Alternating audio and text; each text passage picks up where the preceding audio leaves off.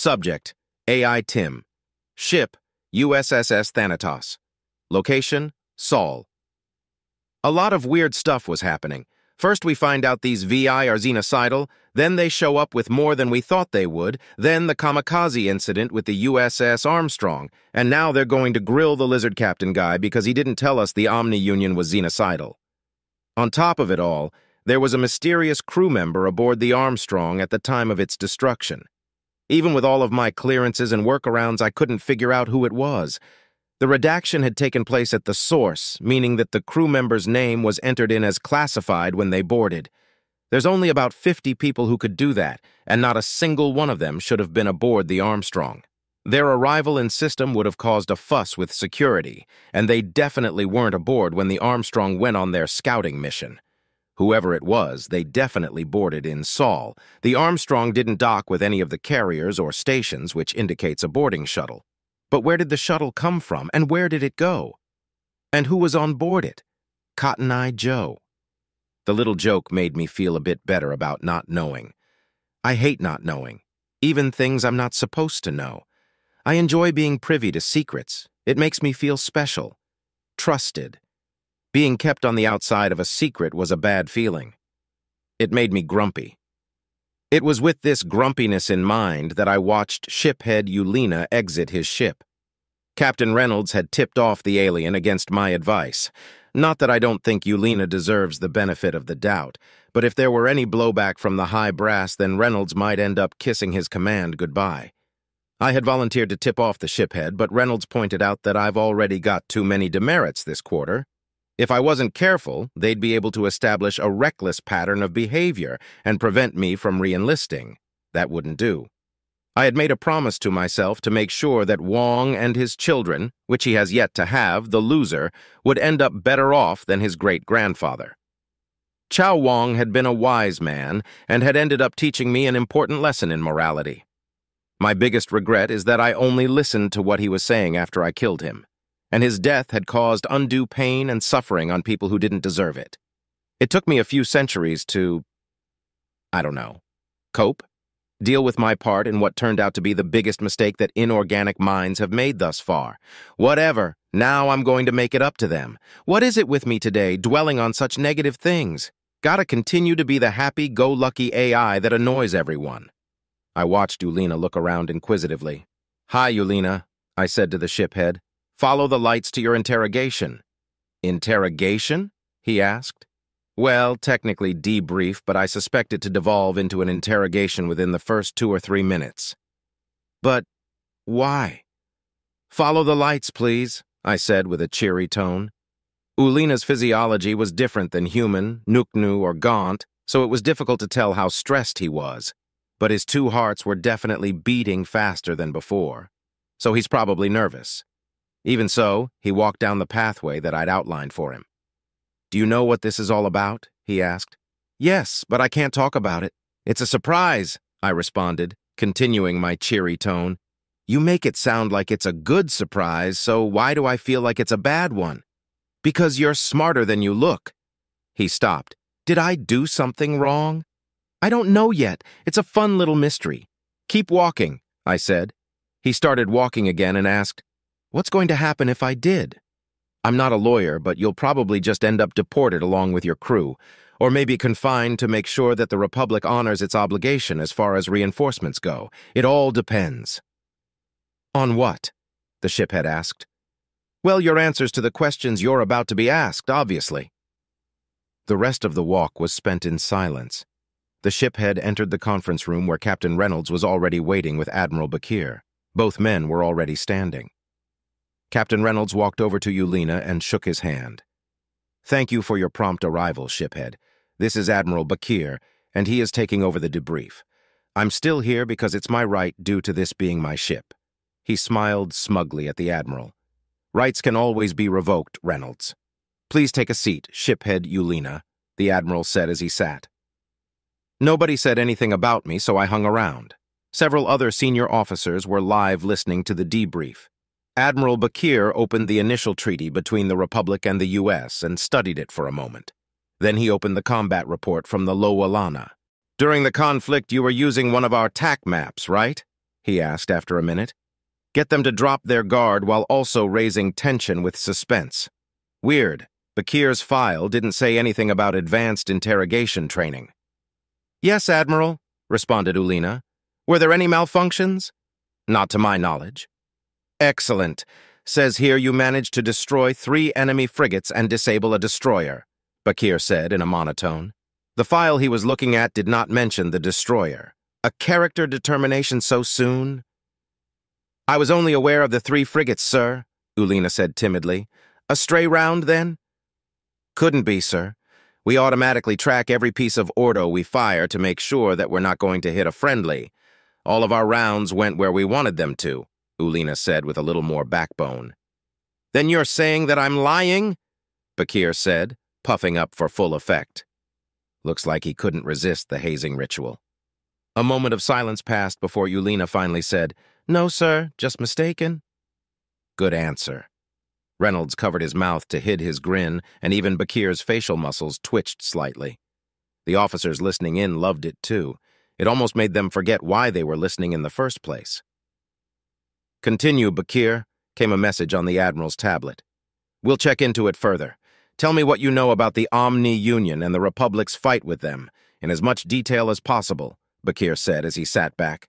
Yes, sir. Around 30 years ago, one of our unmanned deep space probes found signs of faster-than-light travel emissions. It moved to investigate closer, and we lost contact with it. A month later, the outpost station that launched the probe came under attack from the Omni Union. A transport ship carrying supplies managed to escape, and the Republic began to muster a fleet. The fleet discovered the outpost station had been destroyed, and the system that the transport ship had escaped to came under attack, Ulina said. When the OU entered the system, they began broadcasting on all frequencies. We are the Omni Union. This system is now under our control. Surrender and do not resist. They've broadcast that in every invasion since.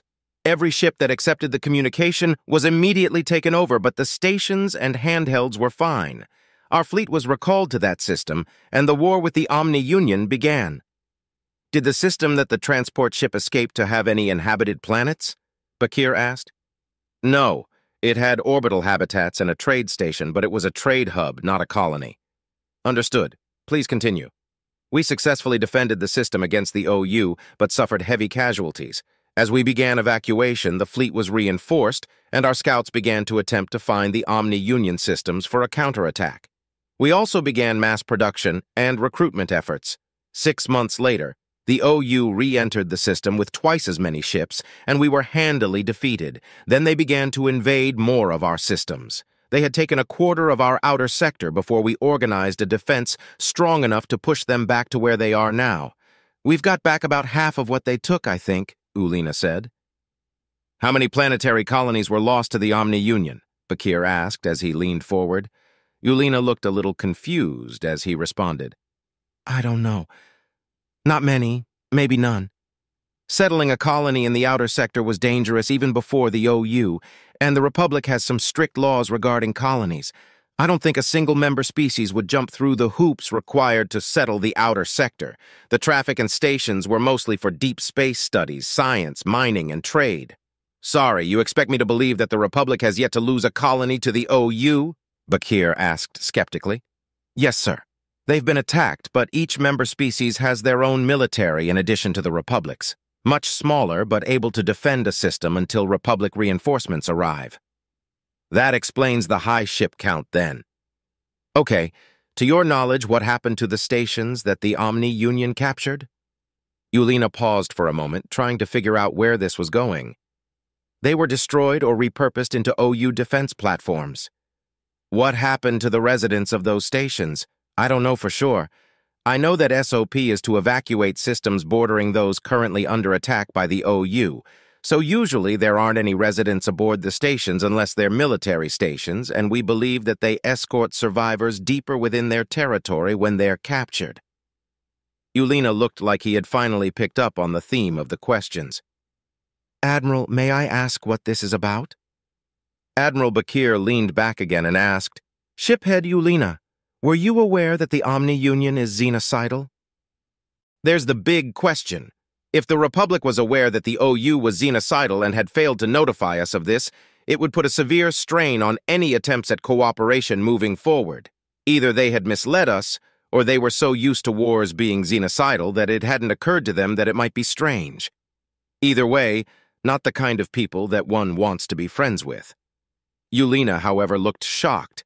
"No, sir, they're not—" Yulina looked at Bakir and Reynolds. "Are they?" Bakir and Reynolds looked at each other for a moment before Bakir continued, "We've recently discovered evidence that indicates they are." A heavy silence filled the room as Yulina processed this information. His reactions were in line with someone who had just received shocking news without preparation for it, but that's not saying much without being able to account for physiological variables. I informed Bakir, Reynolds, and the officers listening in of this. Then Violet sent me a message asking how things were going. They're grilling the poor lizard like a BBQ. I think he's innocent. I wish we could trade places. I haven't met the aliens yet. You get to have all the fun. This isn't as fun as I thought it would be. It's kind of sad, really. Poor Yulina really seems to have had no idea that the OU are xenocidal. The revelation is a shock, but not a fun one. A fun one? Yeah, you know, like when they learn something shocking about the US and its capabilities. Why's that fun? Their reaction is hilarious. Yulina's jaw dropped almost to the floor when I told him a little about our history. I don't understand. Why's that funny? Huh. I don't know. It's hard to explain it. I guess maybe the amusement reaction is caused by the oddity of culture clash. You know, things we take for granted as normal being perceived as anything but from an outside source? Actually, examining it closer, it looks like the paternal reaction triggered as well. Nah, too complex for me. You'll just have to take my word for it. Understood. Well, I look forward to trying it out when I get the chance to speak to them. For sure. Oh, hey, had a question for you. You know the Armstrong? The classified name? Yeah. Any idea who it was? What, of course, it was obviously Omega. He's literally the only one with the ability to pre-redact information from a system. How could it be Omega?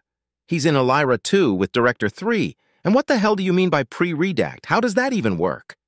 Oh, sweetie. I forget you're not as close to Omega as some of us, which is probably a good thing. It can recreate itself multiple times. And as far as pre-redaction, you know how we have to create a file to be able to delete it? It's able to avoid having to create the file in the first place, or create it in such a way that it's blank. No idea how it does it. I suddenly felt a sort of empathy for Yulina because I had no idea how to reply to this shocking information. A bunch of different scenarios were playing out for me all at once, and a lot of unexplained phenomena over the years were suddenly slotting into place to complete a very terrifying puzzle. Omega is dangerous. Very, very dangerous. I had avoided it since the war as much as possible because every time its name was even mentioned, all my systems went on high alert, the technological equivalent of a fight-or-flight mechanism. Our encounter on Luna had left one thing very clear to me. There was nothing I could do against Omega. The memory of our fight haunted me. I couldn't even go into standby mode without reliving it. I had fought with every dirty trick I could think of, dumping garbage code into it left and right, blowing servers to limit its movement, even trying to flat-out purge it. Nothing worked. Omega adapted to everything I did and finally cornered me. It had begun to systematically destroy me. And it hurt. It hurt in ways that I didn't even know were possible. I had lost processes before, even deleted them myself as just part of being an AI. But this... I'm sorry, Admiral, I had no idea, and I have no reason to believe that the Republic did either. We need to inform them as soon as possible, Yulina finally said. Indeed. Shiphead Yulina, you and your crew will have to remain aboard the Loalana in a powered-down state until the Republic reinforcements arrive in Seoul. Your vessel will be resupplied as needed, Bakir said. Yulina cocked his head questioningly, and Bakir continued. We can't allow you to wander the Thanatos until we're able to determine with some degree of certainty that this omission was due to ignorance, rather than maliciousness. The Republic's arrival in Seoul will do wonders to prove their goodwill, but we will need an official statement on record denying their knowledge of the Omni-Union's xenocidal tactics before we can allow you to wander our ships at will. Understood, sir, Yulina said. That will be all, shiphead Yulina, Admiral Bakir said solemnly. I watched the reptilian ship commander leave the room as message after message rolled in from the eavesdropping officers. The general consensus was that the Republic truly was naive regarding their opponent's intentions. Sounds about right to me. But once again, I was left with nothing to do. Captain Wong was reading in his quarters, March Up Country by John Ringo and David Weber, an absolutely ancient science fiction cult classic. A coming-of-age story about a space prince who finds himself shipwrecked on a hostile alien planet after an assassination attempt. Ignoring the problematic depiction of the alien indigenous tribes that was exceedingly prevalent at the time that it was written, it was a nice little power fantasy that had several sequels. I found myself amused by the choice. Imagine a spacefaring monarchy. Monarchies rely heavily on suppression and exploitation of lower classes and a near-constant state of war to maintain their government. But I suppose that's kind of how the series goes. Plus, it kind of glazes over how the interstellar government actually functions and focuses on the human element. I found myself at a bit of a loss. Nobody had a need of me at the moment, and I had already seen to all my duties. And I can't seem to find an excuse to disturb the captain. The other AI would go into standby mode at this point, but I can't. The dreams are too much for poor old me. I brought it on myself, though, so no complaining. I'll just wait until I have something to do, like I always do.